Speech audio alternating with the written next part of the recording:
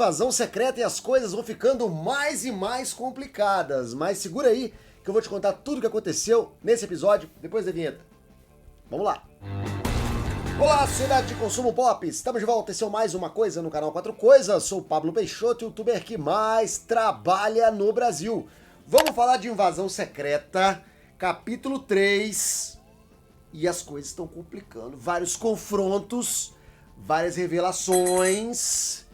E o bicho tá pegando. A gente descobre o plano, agora claramente, da criação do Super Skrull. O Gravik convoca o conselho para mostrar o grande plano.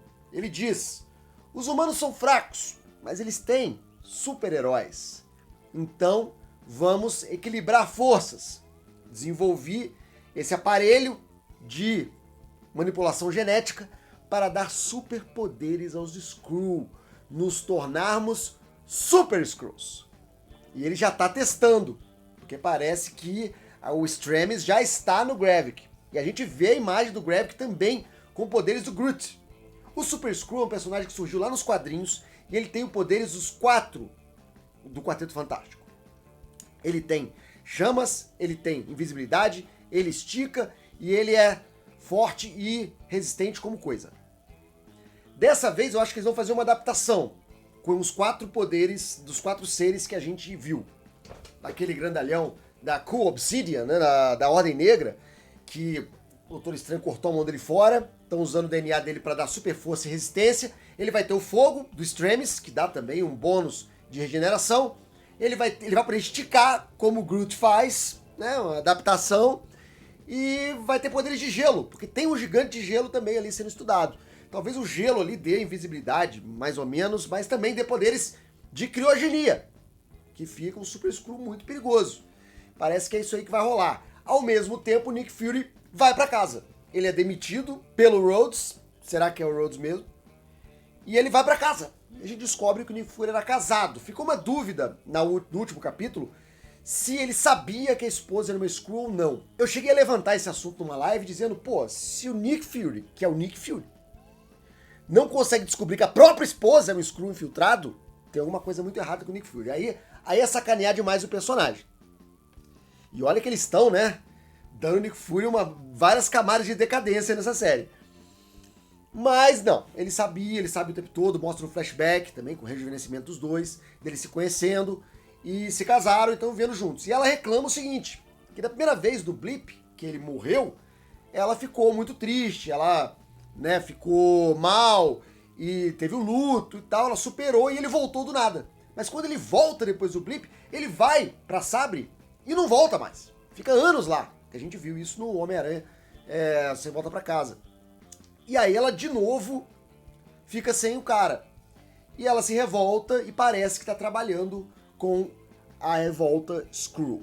Também temos o Talos, personagem do Ben Mendelsohn, que quer acertar as contas. Com quem? Com todo mundo. Ele se encontra com o Gravik e diz pro Gravik ficar longe da filha dele. E eles discutem sobre as motivações da guerra, se vale a pena começar uma guerra contra os humanos. E o Gravik fala, cara, os humanos já estão em guerra entre eles. Eles vão se destruir de qualquer maneira, eu estou acelerando esse processo. E o Talos fala uma coisa importante, que o Ozymandias já tinha levantado lá no Watchmen. Os humanos, quando têm um inimigo comum, eles são formidáveis. E se os humanos detectarem os Skrull como ameaça externa, eles vão se unir contra os Skrull. E os Skrull são milhões, os humanos são bilhões. E aí o Gravik fica meio balançado, dá uma facada na mão, mas acontece algo muito importante que vai ser importante também pro final desse episódio. Que é quando todo mundo que tá lá naquele café se transforma também em Gravik. A gente vai depois para um outro acerto de contas que é do Talos com o Nick Fury. E ele fala que o Nick Fury precisa dele, o Nick Fury precisa pedir ajuda para ele, porque sem ele é o inútil. E eles falam um pouco como foi a subida do Nick Fury nos rankings da SHIELD, como ele usou todos aqueles 19 Skrull, os primeiros, como infiltrados, como espiões dele. E por isso que o Nick Fury conseguiu subir rapidamente nos quadros da SHIELD, porque ele tinha sempre informações privilegiadas, ele sempre conseguia desbaratinar qualquer ação terrorista, qualquer ação de sublevação, porque sempre tinha um Skrull envolvido investigando alguma coisa. Então, os Skrulls sempre foram a espinha dorsal do Nick Fury. O Nick Fury nunca agradeceu os Skrull por isso. E o Talos levando essa questão, fazendo, primeiro, o Nick Fury pedir ajuda pra ele, e segundo, o Nick Fury agradecer pela ajuda do Talos. Por quê? Precisa de ajuda? Porque um submarino nuclear britânico vai derrubar um avião com membros das Nações Unidas, começando uma guerra mundial, Terceira Guerra Mundial. Vão até a casa do Comodoro, que comanda aquela embarcação, aquele submarino, e descobrem que ele também é um Skrull infiltrado. Mas precisam de um código para abortar a missão. E não sabem que código que é, o Skrull não vai falar. Começa um interrogatório meio Pulp Fiction naquela hora. O Nick Fury dá um tiro no joelho do cara. E o Talos mata o maluco. E aí? Qual que é o código? Ninguém sabe. O Talos então liga para a filha dele, a Gaia, que tá lá no esconderijo dos Skrull, lá no refúgio Skrull, da Nova Skrulls, e pede para ela investigar um código. E ela descobre que a senha é o nome do filho dele, Zachary. E o Talos então consegue cancelar o ataque e salvar a Terra, mais uma vez, de uma Terceira Guerra Mundial. E aí a Gaia, como acabou de fazer uma traição muito clara, ela tenta fugir. Ao tentar fugir de moto, ela se confronta com Gravik, que executa a personagem da Emilia Clarke. Fazendo talvez muita gente dizer: meu Deus, ela não fez nada. Essa menina não serviu pra nada. Ela foi garota de recado 2 vezes.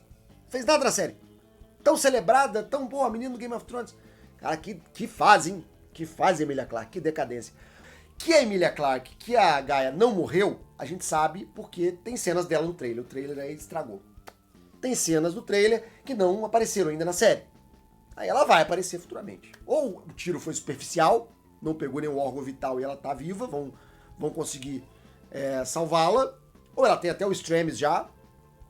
Eu tô gostando bastante de Invasão Secreta, tô achando uma série que dá um frescor pra Marvel, fala de outros assuntos, tem um outro tom, mesmo as piadas não são iguais, não são aquelas piadas muito ali, parece que foi escrita só pra ter uma piada nesse momento, tem buracos na sinopse, lá na escaleta, pra dizer, aqui ó, entra uma piada, aqui entra uma piada, aqui entra uma piada, os caras vão colocando piadas aleatórias, não, são piadas que tem a ver com o que tá acontecendo, a piada, por exemplo, do cachorro, eu não entendo porque os humanos limpam o cocô de outro ser, que relação é essa que vocês têm?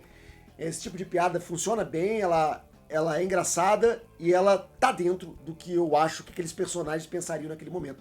E isso é o melhor jeito de contar uma piada ou de dar uma quebra na tensão. É quando os personagens agem naturalmente e não saem completamente do contexto para só entregar uma piada. Então, gostei bastante desse episódio, vamos ver o que vai acontecer no 4º, porque é uma série curta e vai estabelecer muita coisa. Eu quero saber se as coisas vão voltar ao normal. Depois, se o Nick Fury volta pra Sabre e fica lá, careca, com barba feita, com tapa-olho, que é o Nick Fury que aparece em As Marvel. Ou As Marvel é um prequel, quando o Nick Fury ainda estava na Sabre. Eu acho que não fica tão legal. Uma vez que o Capitão Marvel já foi um prequel. Então seria 2 filmes, 2 seriam um prequel. Meio esquisito. Mas é isso aí que eu queria conversar com vocês. Muito obrigado por assistir esse vídeo. Daqui a pouco eu tô de volta com mais assunto da cultura pop. Depois da vinheta vão aparecer opções do canal pra você clicar e ficar mais um pouquinho comigo. Até mais, até breve, até já. Tchau.